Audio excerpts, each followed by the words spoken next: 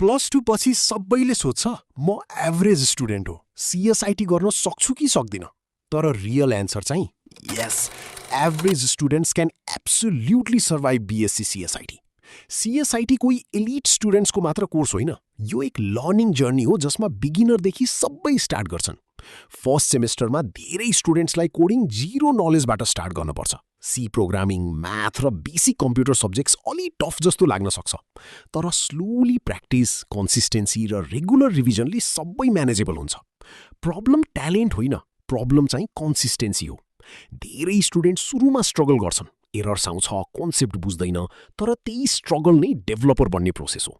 अब ट्रुथ कुरा, जो स्टुडेन्ट्स डेली प्र्याक्टिस गर्छन्, प्रोजेक्ट्स बनाउँछन् र युट्युब, गुगलबाट सिक्दै जान्छन्, they all survive and even excel in CSIT.